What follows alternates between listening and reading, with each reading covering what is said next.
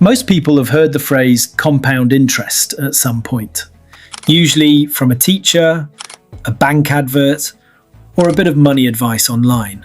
But very few people were ever shown, in normal English, what it actually means for their money over 10, 20, or 30 years. So they get two things wrong at the same time. They either expect their money to grow far too quickly, or they massively underestimate what steady growth over time can do. In this video, we're going to fix that. Welcome to Money for People. My name is Derek, and here we explain money and investing in plain English, so normal people can actually understand it. In earlier videos, we've talked about investing, risk, stocks, inflation, index funds, and how to get started. This time, we're going to look at how your money actually grows over time, the difference between simple and compound interest, why time matters so much, why small, regular amounts can beat one big lump sum, and how inflation fits into the picture. This is for education only, not financial advice. Let's start with the simplest bit. What's the difference between simple and compound interest? Part 1. Simple versus compound interest. Imagine you put £100 in a savings pot, and someone promises you 5% interest every year. With simple interest, you'd earn 5% of the original £100 every year. So that's £5 a year, every year, forever. Year 1, £105. Year 2, £110. Year 3, £115. The interest is always £5. It never grows because it's always calculated on that first £100. With compound interest, something different happens. You still start with £100 and you still have 5% a year.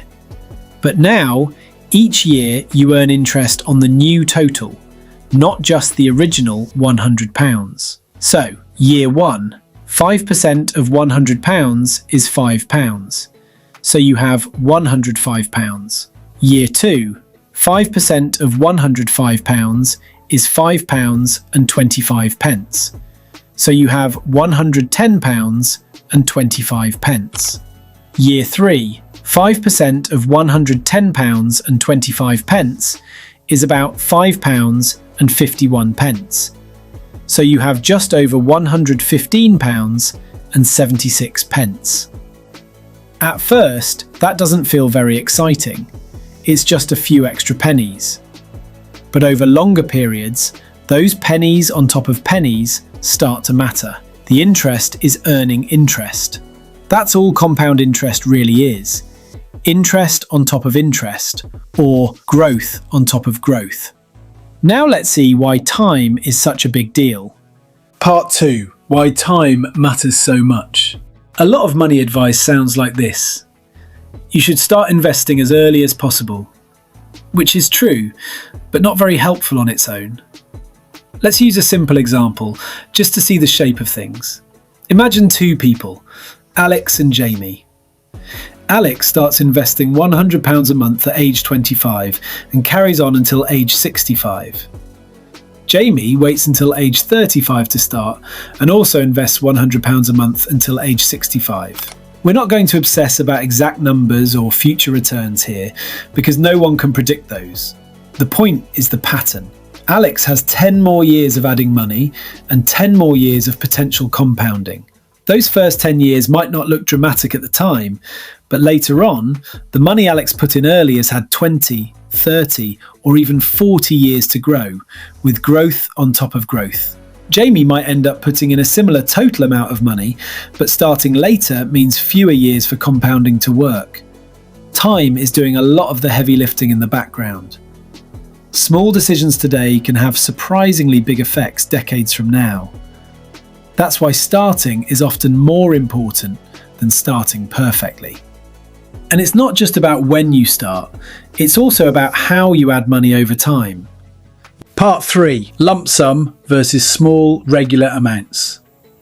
People sometimes imagine they need a huge lump sum to make investing worth it. But in reality, small, regular amounts can add up in a way that surprises people. Let's say one person has a one-off £5,000 to invest, and another person invests £150 a month, every month, for many years. Again, we're not predicting exact returns here, but over 20 or 30 years, those monthly contributions can grow into a much larger pot than most people expect, because you're adding new money each month.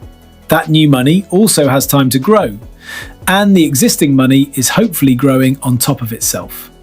It's like pushing a snowball down a hill. At the top, you've just got a small ball of snow. As it rolls, it picks up more snow, and the larger it gets, the more new snow it can pick up. The earlier you start rolling it, and the more consistently you keep nudging it along, the bigger it can get by the time you reach the bottom. You don't need to be wealthy to benefit from this. Even modest amounts, invested regularly over time, can do more than many people expect. Of course, that's only half the story. We also have to remember inflation. Part 4. Compound interest versus inflation. In an earlier video, we talked about inflation, the way prices creep up over time, and how your money slowly buys less. When you think about compound interest, you have to put it next to inflation. If your savings or investments grow at, say, 3% a year after fees, but inflation is also 3%, your real buying power hasn't changed much. If your money grows faster than inflation over the long term, your real buying power can increase. If it grows more slowly than inflation, your real buying power can shrink, even if the number on the screen is going up. This is one reason people look beyond just leaving everything in cash accounts, especially for long-term goals. Cash can be very useful for short-term needs and emergency buffers, but over many years, inflation can quietly eat into it. Investments, like broad stock market funds, can be more volatile in the short term, but over longer periods, they have at least the potential to grow faster than inflation. There are no guarantees, and there are always risks. But when people talk about making your money work for you, what they often mean is trying to grow their money at a rate that, after inflation and costs, still leaves them better off in real terms over the long run. So if compound interest and time are so powerful, what tends to go wrong? Part 5. Common mistakes and misunderstandings. One common misunderstanding is expecting compounding to feel exciting straight away. In the first few years, growth can feel slow and boring. You might think, I'm putting money in every month and it's barely moving. But that early period is when you're building the base of the snowball. It's later on, when you've been at it for many years, that the difference becomes more noticeable. Another mistake is jumping in and out constantly. Compounding works best when you give your money time, you avoid panicking at every drop, and you don't keep stopping and starting the process. If you pull money out every time things feel wobbly, you interrupt the snowball. You also miss the chance for future growth on the money you've taken out. A third issue is chasing very high promised returns without understanding the risk. If someone promises you huge returns very quickly, there is almost always a lot of risk sitting behind that. Compounding is powerful, but it's not magic. You still need to understand where your money is invested, what the risks are, and what could realistically happen along the way. So, how should you think about compound growth in your own life? Let's quickly recap. Compound interest is just growth on top of growth, interest on your interest, or returns on your returns. Time is a huge factor. Starting earlier, even with small amounts, can make a big difference decades from now. Regular contributions, like a monthly amount into an investment account or pension, can quietly build up, as new money and existing money both have time to grow. Inflation is pushing the other way, slowly eating into your money's buying power.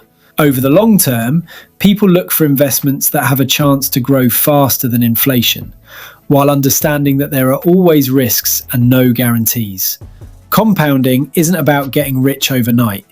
It's about giving your money time, being reasonably consistent, and letting the maths quietly work in the background while you get on with your life.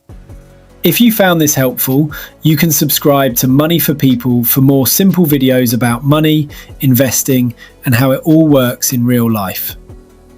This video is for educational purposes only and is not financial advice.